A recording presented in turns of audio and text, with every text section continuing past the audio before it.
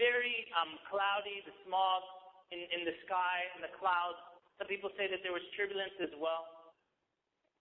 But out of the clouds came an airplane, 2 airplanes, both at about 700 miles per hour, and they hit head-on in the air. 312 people died that night. But here's the thing that really affected me from this event. The captain, as you know, was Muslim. And the black box, the recordings of what happened in the cockpit, this is exactly the sound. As the airplane, out of the sky, there's a moment, and then the captain says, La ilaha, and then it hits. He was saying, La ilaha illallah, in a split second. So what affected me so much, and actually, just so you can experience this, I want you to imagine, right, just forget that for a second. Imagine that you're driving your car, or pretend like you're driving your car, okay, and you're backing up. You're backing up. Okay, you ready? You need to be there in the car. A little experiment. So you're backing up in your car, right? You're backing up. Boom! What's the first word that came to your mouth?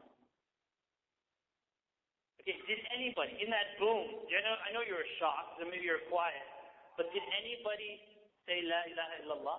Anybody? I just want to know. My own little survey, okay? Good, that's cool. Got one person here. Anybody say Allah khair? I know the basic culture, they say Allah khair. Allah khair, which is nice, alhamdulillah. If you'll notice, the majority of people, at the first hit, our language is not the remembrance of Allah. That's what amazed me about this captain, is there is no time for his mind to comprehend what is about to take place. The mind shuts off, just like when you touch something hot and your hand pulls away. Your mind has been overridden, and your body just takes over. Your heart takes over and pulls your hand away. So his heart took over, and he said, La ilaha illallah, and they crashed. In fact, that black box recording was destroyed in the hit, but there was another recording. The airplane flipped upside down, and it fell to the ground, falling from the sky 700 miles an hour, and hit in an open field in India. All the way down, the captain, as he tried to turn the plane around and try to save everybody, he was saying, La ilaha illallah, subhanallah, Allahu Akbar, subhanallah, as he's trying to touch all the buttons. All the way down saying, La ilaha illallah, Muhammad Rasulullah. Saying his shahada, all the way down, rahmahullah. So what does that teach you about patience? It teaches you about how to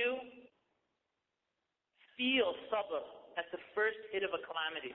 In order to feel that, I always wondered, how is this captain, rahmahullah, Captain Shabeli, how is he able to say his shahada so quickly and from the heart? And I experienced something that I think I now understand. I had my little own incident. I'm not going to go into details of my own airplane kind of like ups and downs during a Turkish Airlines flight. And I announced to all of you, don't ever go on Turkish Airlines flights, okay? So a Turkish Airlines flight, Istanbul to Jeddah, we're going for Hajj, and this airplane, cut a long story short, we're flying, everybody's like, oh, I wonder what's for lunch, right? And then the airplane drops from the sky. The food trays go slamming into the ceiling, and all the women start screaming. And you know that intensifies the fear, right? You know how it goes, ah! All the women in synchronization scream at the exact same time. But these are Muslims, and they're going for Hajj. So the airplane did that once, and it kind of like calmed down, and then it dropped again from the sky. Right? It did another drop. This time, though, alhamdulillah, the chorus in the airplane was La ilaha illallah. Alhamdulillah, second time. So not the first hit of the calamity, second hit of the calamity. And even during this airplane flight, the stewardesses were crying. And I'm like, you're a stewardess if you're crying. What about me? Right? And in that situation, subhanAllah, I know turbulence. I understand turbulence. So now when turbulence happens to me, when that little, the captain has turned down the seatbelt sign, please return to your seat. I'm like, La ilaha illallah, Muhammad Rasulullah. And this is an interesting thing that happened to me once. I thought was really cool. I was flying business class, alhamdulillah. And I was like, those flatbeds and so on, buckle up and whatnot. I'm sleeping. I'm in the middle of sleep. And the airplane dipped, just kind of like a turbulence dip. In my sleep, I said, La ilaha. In my sleep. And even in my sleep, I said, that was cool, Muhammad. Where did that La ilaha illallah Muhammad Rasulullah come from? Where did it come from? It came from the calamity and the tragedy that happened earlier in my life. Do you see the connection now? In other words, these tests that you go through, you may miss the first one, and it may be intense, but if you keep going through those tests, each time trying to look at what's the first word that comes to my mouth, what's the first thing, inshallah ta'ala, you come at the end of your life, maybe a car accident, maybe, may Allah protect you, whatever it is. But may the last words that come out of your mouth be, La ilaha illallah Muhammadur Rasulullah. The Prophet ﷺ said, Man kana akhiru kalamihi min ad-dunya, La ilaha illallah dakhala al-jannah. He said, whoever their last words that come out of their mouth are La ilaha illallah, they will enter paradise. I want to explain something, what I call the Iman Rush Zone. Iman Rush Zone. This is basically, I was reading about how athletes get into the zone. Athletes get into the, you have like a basketball player, a hockey player, something like that, football player, and they're playing really good, but then maybe it's a championship match, and they play in a way that's like unlike any other human being. They call it the zone. Some people call it the breakout. Okay?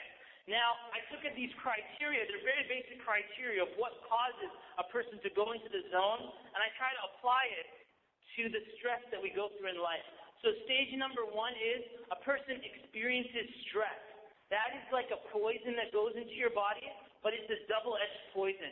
Stress has the power to make you stronger than other human beings. And the reason that I call it a poison is that if you don't deal with it properly, it can weaken you in a way that other human beings aren't weakened. So the stress starts building up, kind of like this gas inside of your veins, like building up. And then stage number two is the most critical stage, because if you do stage number two, all the benefits and all the rewards will be yours. If you don't do stage number two, then all the consequences of this poison will go through your veins. Stage number two is to be patient. Stage number two is to be patient. If you do that, it will bring on stage number three, which is that you go into the zone. You're at a higher level of Iman. You're worshiping Allah subhanahu wa ta'ala like you've never worshipped Allah before. And stage number four, and this is actually interesting for people who have lost a child, that there's no going back to the life that you used to live before. You're in a different zone. You're a different person when you come to stage four. Let's look at a person who experiences this tragedy of the loss of a child, this test. So stage number one, the stress happens. It's this intense stress. Let's suppose that the mother chooses not to be patient. Someone says, be patient. They're like, you don't know what I've been through. You don't know the story. So they take that path. Stage three never comes along. They don't go into any zone. They remain in the stress. And it can last long, a very long time. As people say, talk it out and all of this stuff.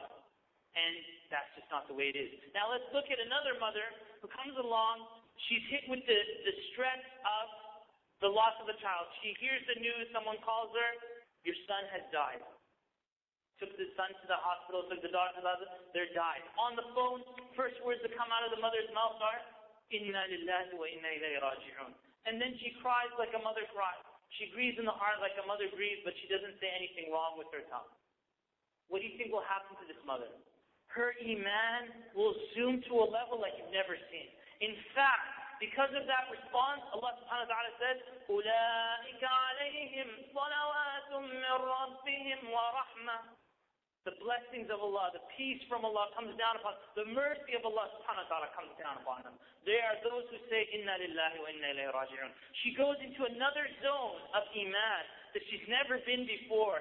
And stage number four is, there's no going back to the old life. After she's experienced that, that's something that's going to stay with her for the rest of her life. I call it the Iman Rush Zone, and those are the four stages.